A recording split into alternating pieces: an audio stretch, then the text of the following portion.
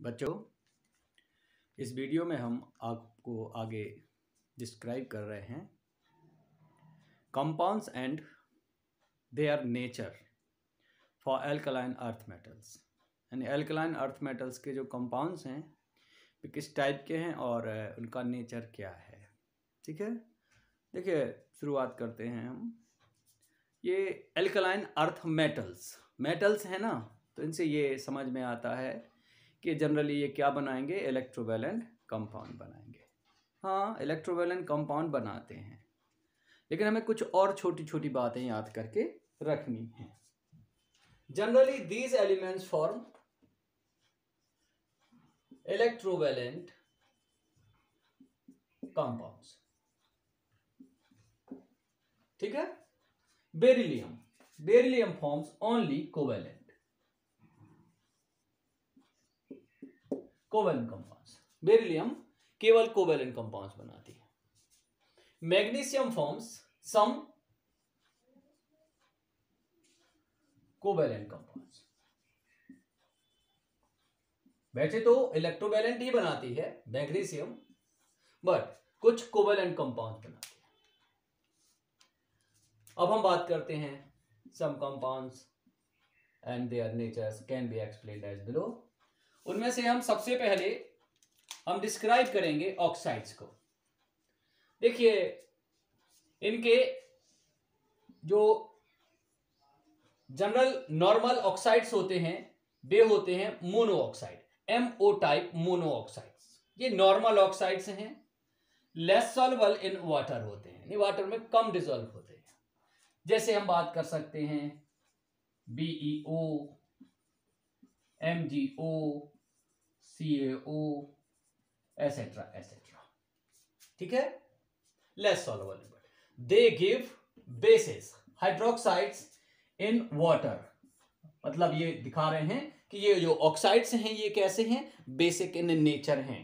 Basic in nature कैसे पता लगता है कि जब इनको वाटर में डिसॉल्व करते हैं, मिक्स करते हैं, तो क्या होता है, ये देते हैं आपको हाइड्रोक्साइड्स।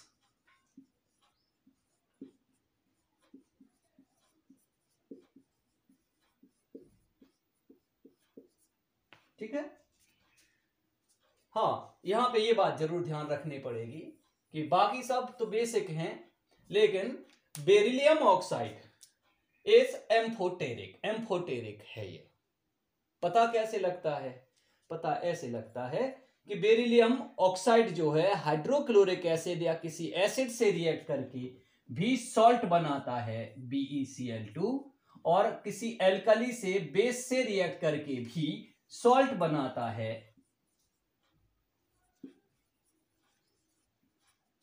जब ऑक्साइड या जब सब्सटेंस एसिड और बेस दोनों से रिएक्ट करता है और सॉल्ट बनाता है, तो उसे हम एम्फोटेरिक, उसका नेचर एम्फोटेरिक होता है। कैसे, एसिड से रिएक्ट करेगा तो बेसिक नेचर शो कर रहा है, बेस से रिएक्ट करेगा तो एसिडिक नेचर शो कर रहा है, दोनों से रिएक्ट कर रहा है तो दोनों नेचर और दोनों एक साथ, तो एम्फोटेरिक।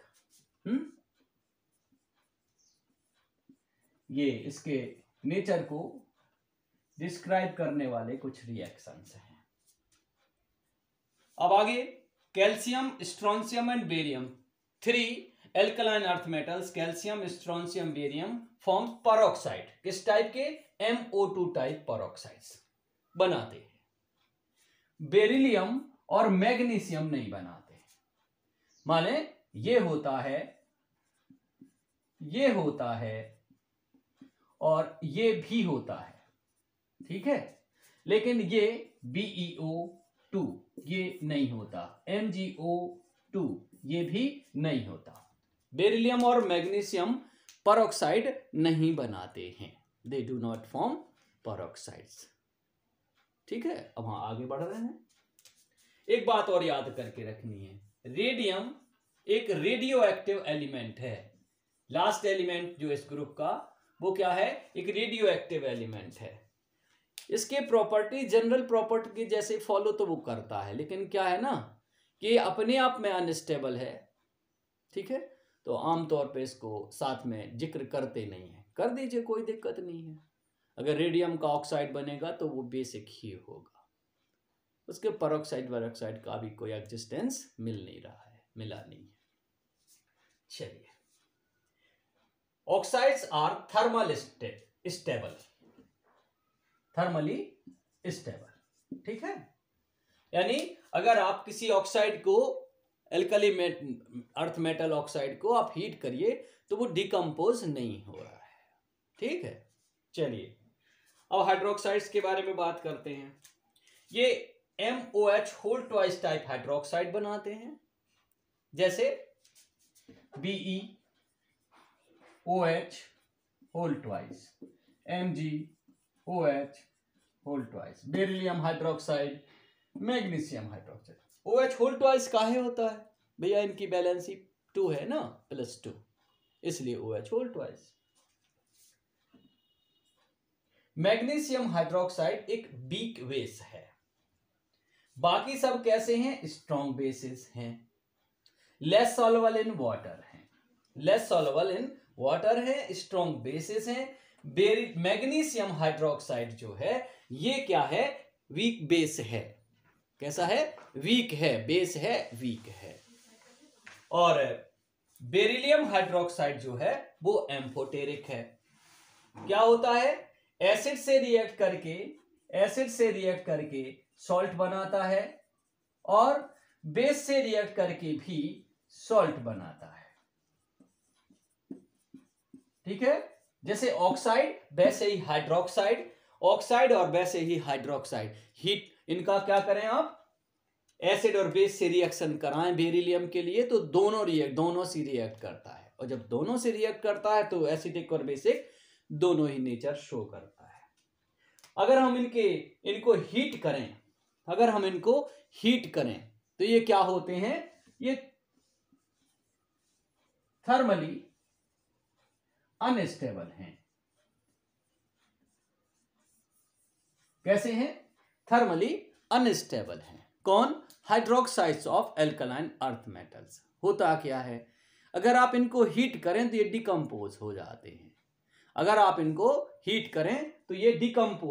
हैं, और डिकम्पोज होकर क्या देते हैं? जैसे कि अगर हमने मैग्नीशियम हाइड्रोक्साइड को हीट कर दिया तो ये मैग्नीशियम ऑक्साइड और वाटर देंगे। ये है hydroxides of alkaline earth metals are thermally unstable, on heating they decompose. गर्म कीजिए, डिकम्पोज हो जाएंगे। जैसे कि मैग्नीशियम हाइड्रोक्साइड को हीट करें, डिकम्पोज हो गया। देते क्या है हाइड्रोक्साइड्स? ऑक्साइड्स एंड वाटर, ठीक है। चलिए, कार्बोनेट्स, MCO3 टाइप कार्बोनेट्स, ठीक है। बेसिक इन नेचर, जैसे कि हम बात करें BeCO3, MgCO3, CaCO3, ये बेसिक इन नेचर। ये एसिड से रिएक्ट करते हैं, इजीली एसिड से रिएक्ट करते हैं, जैसे कि CaCO3 reacts with hydrochloric acid to give calcium chloride, water and carbon dioxide. Reacts with them, basic in nature. On heating they give oxides and carbon dioxide. मतलब ये है, ये थर्मली अनस्टेबल हैं। अगर आप इनको हीट करिएगा तो ऑक्साइड और कार्बन डाइऑक्साइड बनेगा। जैसे कि आप कैल्शियम कार्बोनेट को हीट कर दीजिए, कैल्शियम कार्बोनेट को, तो ये बनेगा calcium oxide and carbon dioxide. Thermally unstable. Bicarbonates, MHCO3 whole twice, MHCO3 whole twice type, इस टाइप के एक बाइकार्बोनेट बनते हैं, ठीक है। ये बेसिक इन नेचर होते हैं, जनरली वाटर सॉल्युबल हैं ये। अभी हम एक और बात बता दें, ये थर्मली अनस्टेबल है। On heating they give carbonate, carbon dioxide and water. देखिए, इनका एग्जिस्टेंस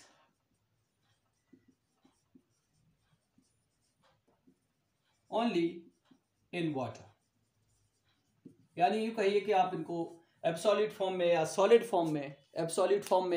फॉर्म में आप इनको ऑब्टेन नहीं कर सकते हैं। ये सिर्फ और सिर्फ एक्वा सॉल्यूशन में ही एग्जिस्ट करते हैं। कौन? Bicarbonates of alkaline earth metals. ये थर्मली अनस्टेबल हैं। अगर आप इनको हीट करिएगा, अगर आप इनको हीट करिए, जैसे हम कैल्शियम बाइकार्बोनेट को हीट कर दें तो क्या बनाते हैं? कार्बोनेट। कैल्शियम कार्बोनेट बनेगा, कार्बन डाइऑक्साइड बनेगी और वाटर फॉर्म होगा। ठीक है। MnCO3 टाइप बाइकार्बोनेट्स हैं, बेसिक इन नेचर हैं, वाटर सॉल्युबल हैं, लेकिन इनकी बात ये है कि ये इनके जो एग्जिस्टेंस जो है वो कहाँ पे मिलने वाली है? एक्वस सॉल्यूशन में मिलने वाली है, सॉलिड स्टेट में नहीं मिलने वाली है। अब आते हैं nitrates. MnO3 whole twice, MnO3 whole twice, जैसे CaNO3 whole twice, BaNO3 whole twice, calcium carbonate, barium carbonate etcetera etcetera. ये नाइट्रेट्स हैं, न्यूट्रल इन नेचर होते हैं, जनरली वाटर सॉल्युबल होते हैं। ठीक है, ये पानी में आसानी से डिसॉल्व होने वाले हैं। अब थर्मली अनस्टेबल हैं, ये ध्यान रखना है, ये कंपाउंड थर्मली अनस्टेबल है। हम ये कह सकते हैं कि ऑक्साइड्स को छोड़कर एल्कलाइन अर्थ मेटल्स के लगभग सारे कंपाउंड्स कैसे हैं? वे थर्मली अनस्टेबल हैं। अगर नाइट्रेट को आप हीट करिए, जैसे हम कैल्शियम नाइट्रेट को हीट कर दें, अगर हम हीट करें कैल्शियम नाइट्रेट को तो क्या होगा? क्या बनेगा? ऑक्साइड बनेगा, तो कैल्शियम ऑक्साइड बनेगा। क्या बनेगा? नाइट्रोजन डाइऑक्साइड NO2 बनेगी और साथ में बनेगा O2। इसको हम बैलेंस कर लेंगे तो ये है, अगर इसको हीट किया जाए तो ये डिकम्पोज हो जाएंगे, थर्मली अनस्टेबल है। ऐसे ही हम हैलाइड्स के बारे में बात करते हैं। ये MX2 टाइप हैलाइड्स बनाएंगे MX2 टाइप हैलाइड्स, जैसे CaF2, CaCl2 और भी बहुत सारे। ठीक है, ये जनरली न्यूट्रल होते हैं, जनरली वाटर सॉल्युबल होते हैं, थर्मली स्टेबल होते हैं। ठीक है। अब हम इसके बाद बात करते हैं सल्फेट्स के बारे में। M2SO4 टाइप सल्फेट्स बनते हैं, लेकिन इनका अगर हम बात करें, ये न्यूट्रल होते हैं, ये न्यूट्रल तो होते हैं, सल्फेट्स आर न्यूट्रल। ठीक है। अब हम बात करते हैं वाटर सॉल्युबल हैं कि इनसॉल्युबल हैं। तो पहले दो, बेरिलियम एंड मैग्नीशियम सल्फेट, ये वाटर सॉल्युबल। ठीक है। अगर हम कैल्शियम सल्फेट के बारे में बात करें तो ये less soluble. Strontium and barium sulphate, अगर हम इनके बारे में बात करें, they are insoluble. Beryllium sulphate soluble है, मैग्नीशियम सल्फेट सॉल्युबल है, calcium sulphate very less soluble, but strontium sulphate and barium sulphate they are insoluble in water. अब बात कर लेते हैं हम इनकी डिकम्पोज होने की, ये थर्मली स्टेबल हैं या अनस्टेबल है।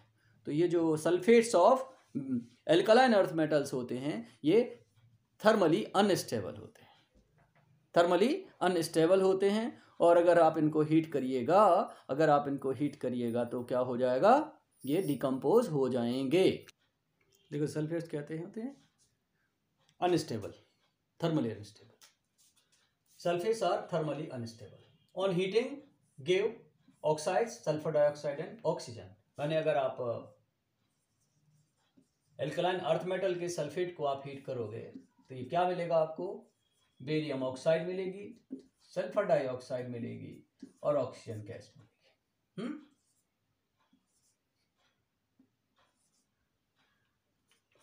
बेरियम ऑक्साइड और sulphur dioxide means oxide, alkali metal oxide बनेगा, सल्फर डाइऑक्साइड बनेगी और ऑक्सीजन गैस बनेगी। ठीक है, ये हमें याद करके रखना है। अब हम आगे बात करते हैं हाइड्राइड्स के बारे में बात करते हैं। तो MX2 टाइप हाइड्राइड्स बनते हैं। हाइड्राइड्स का मतलब होता है एक एलिमेंट और हाइड्रोजन के साथ जो कॉम्बिनेशन से कंपाउंड बनते हैं वे हाइड्राइड्स होते हैं। तो alkali metal, so alkaline earth metal combines to hydrogen to give their hydrides. Beryllium hydride BeH2, magnesium hydride MgH2, others जैसे कि हम बात करें calcium hydride, strontium hydride etcetera. Beryllium hydride और मैग्नीशियम हाइड्राइड जो हैं ये कैसे हैं? ये कोवेलेंट हैं।